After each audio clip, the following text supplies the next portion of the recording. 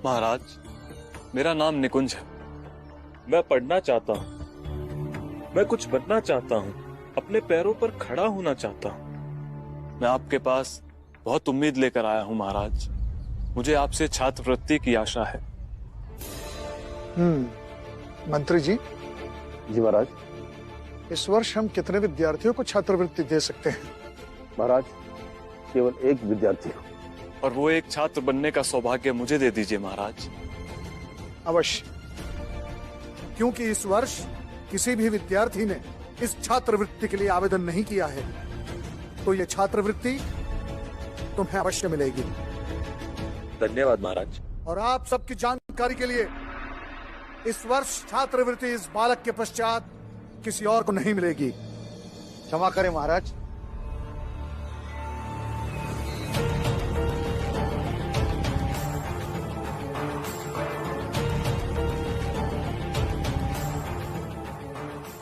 प्रणाम महाराज।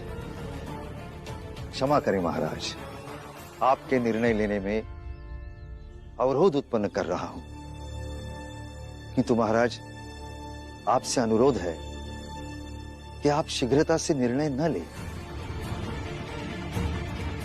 आओ भीम।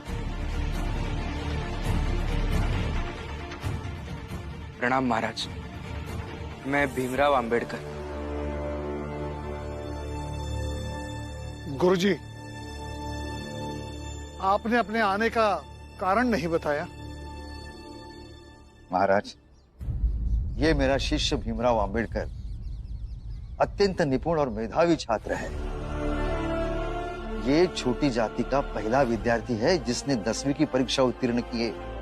और महाराज, अभी अभी ये 12वीं की परीक्षा में भी उत्तीर्ण हुआ है, किंतु पैसों के अभाव के कारण इसकी उच्च शिक्षा प्रभावित हो सकती है। यदि आप सहायता करें तो।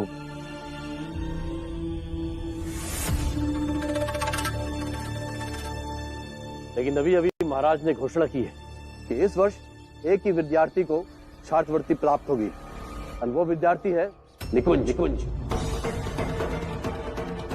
गुरुजी, आपने आने में थोड़ी देर कर दी।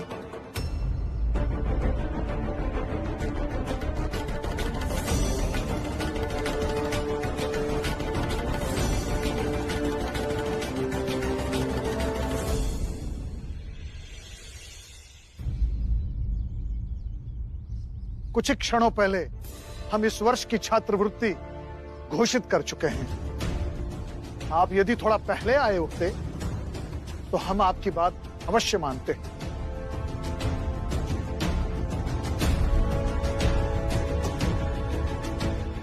ठीक है महाराज। अरे, एक छोटी जात के विद्यार्थी को छात्रवृत्ति देकर होगा क्या? पानी भी उस पौधे में डाला जाता है जिसमें फल की आशा होती है।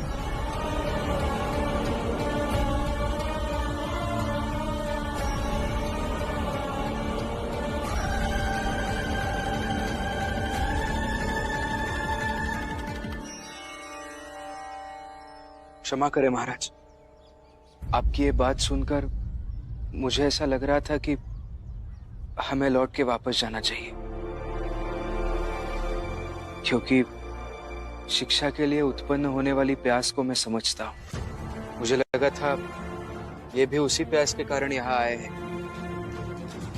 लेकिन शिक्षा के प्रति इनके विचार अभी अभी सुने।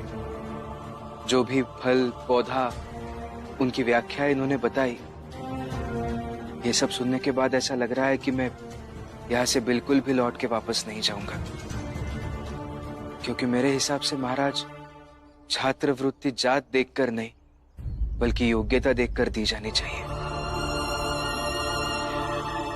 आपसे एक विनती करता हूं, आपके नियमों के अनुसार अगर आप सिर्फ एक छात्र को छात्रवृत्ति प्रदान कर सकते हैं, तो हम दोनों में से जो बेहतर है उसे वो छात्रवृत्ति दी जाए।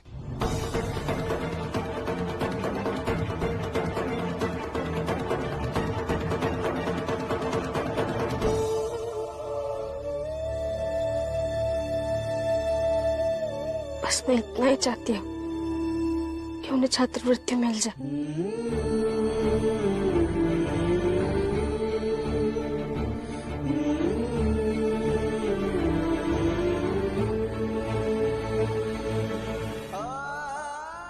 मिल जाएगी।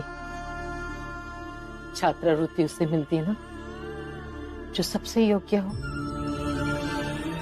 तुझे क्या लगता है भीम से ज्यादा कोई योग्य हो सकता है? कोई नहीं, परेशान मत हो। बस मेरी बात याद रखना, भीम का साथ कभी मत छोड़ना। आपको लगता है बुआ मैं उनका साथ कभी छोड़ूंगी? जब तक जिंदा हूं तब तक उनका साथ देती रहूंगी। लेकिन अभी बहुत परेशान हो रही हूं। परेशान मत हो। भीम की योग्यता पर विश्वास है ना? भरोसा है ना उस पर? बिल्कुल है बुआ, सबसे ज्यादा भरोसा है उन पर। बस देख लेना, हमारा भीम सफल होगा।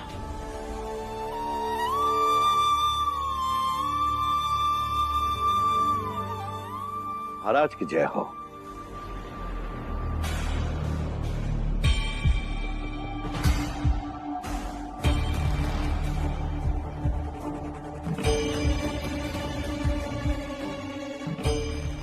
महाराज की जय हो।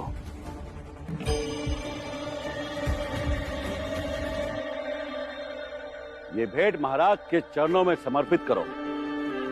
जाओ, महाराज भेंट स्वीकार करें।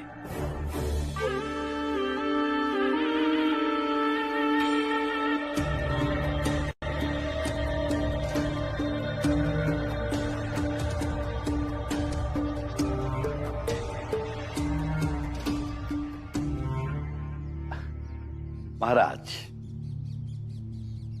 ये भीमराव हमारी समझ में ये नहीं आ रहा है कि ये पढ़कर करेगा क्या। आप तो महाराज है, आप समाज और लोगों के आपसी संबंधों को अच्छे से समझते हैं, और ये भीमराव पढ़कर समाज में असंतुलन पैदा कर रहा है। महाराज, ये बड़ी बहकी बहकी सी बातें करता है। आपको पता है क्या कहता है? ये कहता है कि समाज में जात होनी ही नहीं चाहिए। अब आप ये सोचिए महाराज, जब यहाँ पृथ्वी है, सूरज है, चांद है, सितारे है, जल है, हवा है, सब है, तो फिर जात क्यों ना हो? इसलिए महाराज, हमारी आपसे विनती है कि इस भीमराव पर छात्रवृत्ति का धन खर्च करना उचित नहीं है।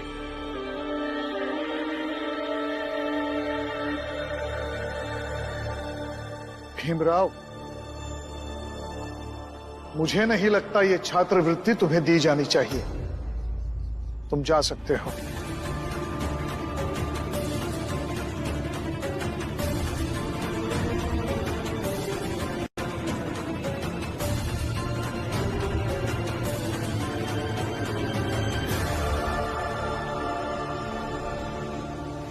क्षमा करें महाराज, किंतु भीमराव अत्यंत होनहार और मेधावी छात्र है। ये अवश्य नाम रोशन करेगा, और यदि कल को ये कुछ बड़ा करेगा तो आपका भी तो यश बढ़ेगा। गुरुजी,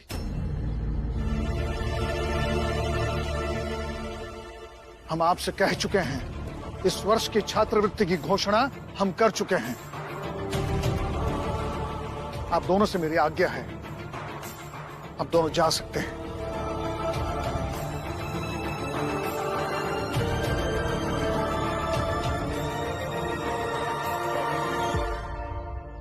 क्षमा करें महाराज, मैं आपके इस दरबार में याचक हूं, आपसे मदद मांगने आया हूं। लेकिन इस सब के बावजूद मुझे ऐसा लगता है कि आपका यह फैसला न्यायपूर्ण नहीं है।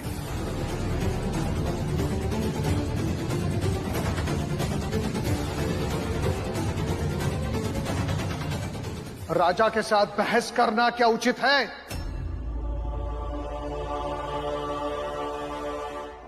राजा के लिए हुए फैसले पर सवाल उठाना क्या उचित है?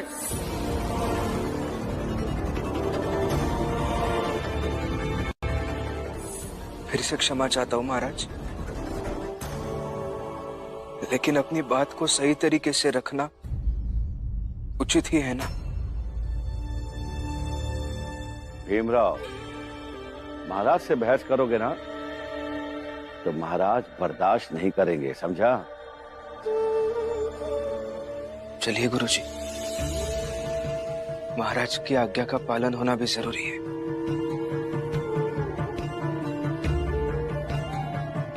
क्षमा चाहता हूं।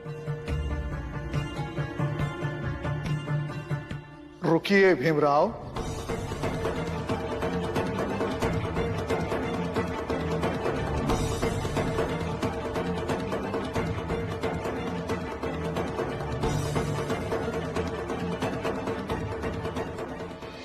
महाराज, महाराज ये अस्पृश्य है, इसे छात्रवृत्ति देने के लिए आप... प्रचंड देव, मैं एक राजा हूं, किसी की जाति मेरे लिए सीमा नहीं बन सकती।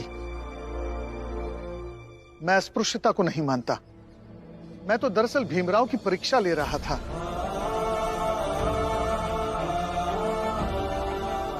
मैं ये समझने की कोशिश कर रहा था कि भीमराव जिस विद्या को प्राप्त करना चाहते हैं, जिस शिक्षा को प्राप्त करना चाहते हैं, क्या उसका महत्व वो समझते हैं?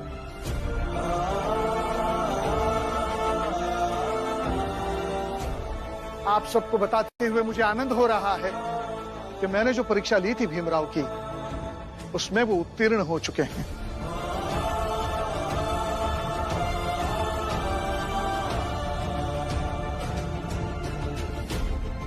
वो शिक्षा के महत्व को जानते हैं।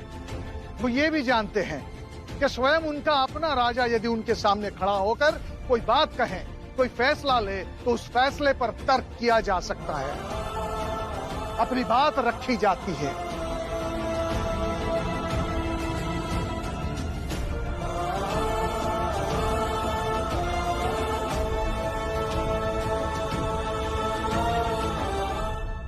तो महाराज, ये छात्रवृत्ति इसे मिलेगी? गुरुजी, छात्रवृत्ति किसे मिलेगी ये पूर्व निश्चित नहीं है। मिल भी सकती है। दोनों में से जो सबसे ज्यादा योग्य होगा छात्रवृत्ति के लिए, उसे जरूर मिलेगी।